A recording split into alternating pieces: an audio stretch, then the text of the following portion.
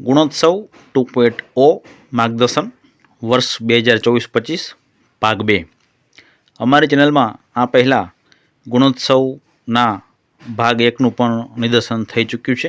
આપ પ્લેલિસ્ટમાં જોઈને તે ગુણોત્સવનો પહેલો ભાગ માણી શકો છો.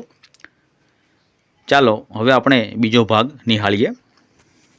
નમસ્કાર દર્શક મિત્રો, મારા વહાલા શિક્ષકો ભાઈઓ બહેનો, આપણે ગુણોત્સવની તૈયારીના બીજા ભાગમાં આવી ગયા છે.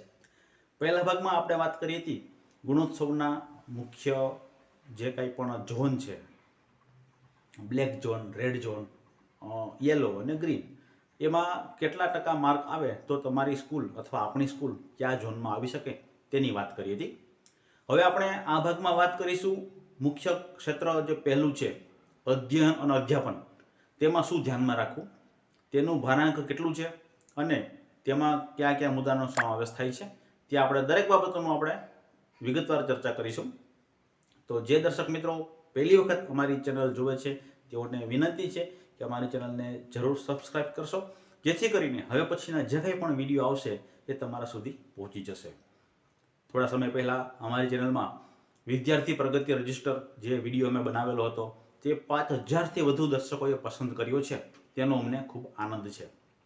આ સિવાય પણ 15મી ઓગસ્ટનું સંચાલન કેવી રીતે કરવું કે 26મી જાન્યુઆરીનું સંચાલન કેવી રીતે કરવું તેવા સ્ક્રિપ્ટને લગતા વિડીયો પણ અમારી ચેનલમાં રજૂ થાય છે, તો તે પણ આપ નિહાળી શકો છો.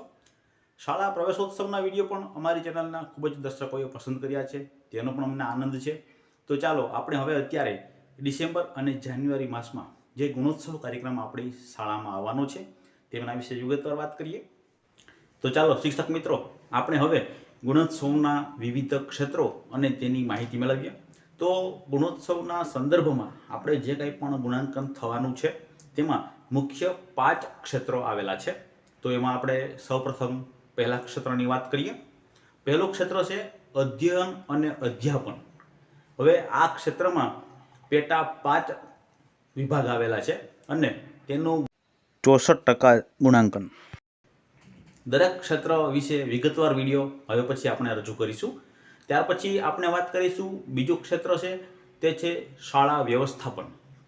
શાળા વ્યવસ્થાપનના પેટા 2 ક્ષેત્રો છે અને તેનું ગુણાંકન 16% જેટલું આપવામાં આવેલું છે. ત્યાર પછી આપણે ત્રીજું ક્ષેત્ર લેશું, તે છે સહશૈક્ષણિક પ્રવૃત્તિઓ અને તેમાં 4 પેટા ક્ષેત્રો આપવામાં આવેલા છે અને તેનું ગુણાંકન 12% જેટલું રાખવામાં આવેલું છે. ત્યાર પછી આપણે વાત કરીશું ચોથા ક્ષેત્રની, તે છે સંસાધનો અને તેનો ઉપયોગ. તેમાં 4 પેટા ક્ષેત્રો આવેલા છે અને તેનું ગુણાંકન આશરે 8% જેટલું આપવામાં આવેલું છે. અને છેલ્લે 5મું ક્ષેત્ર બાકી રહે છે, તે છે સરકારશ્રી દ્વારા જે વિવિધ પરીક્ષાઓ યોજાતી હોય છે તેમાં વિદ્યાર્થીઓની ભાગીદારી કેટલી છે અથવા શાળાનો દેખાવ કેવો છે. તેમના માટે વિવિધ 2 પેટા ક્ષેત્રો આપવામાં આવેલા છે અને 20% જેટલો ભારાંક તેમાં આપવામાં આવેલો છે. આમ સમગ્ર રીતે તમે જુઓ તો ગુણાંકનમાં મુખ્ય 5 ક્ષેત્રો, તેના પેટા 17 જેટલા ક્ષેત્રો અને તેનું ગુણાંકન 120 એ રીતે વિભાગ પાડવામાં આવેલા છે. અને વધુમાં વધુ ગુણાંકન કેવી રીતે થઈ શકે, માર્ક કેટલા આપણને મળી શકે, તે વધુમાં વધુ 1200 માર્કનું ગુણાંકન થઈ શકે તેમ છે. હવે આપણે દરેક ક્ષેત્રો છે તેના પેટા ક્ષેત્રોમાં આપણે કઈ રીતે વધુમાં વધુ સારું કામ કરી શકીએ તેમના વિશે આપણે વિગતવાર વાત કરીએ. હવે પછીના વિડીયો મેળવવા માટે અમારી ચેનલને સબસ્ક્રાઈબ કરવાનું ભૂલશો નહીં, જેથી કરીને હવે પછીના જે કંઈ પણ ગુણોત્સવના વિડીયો આવવાના છે તે ડાયરેક્ટ તમારા મોબાઈલમાં નોટિફિકેશનમાં આવી જશે.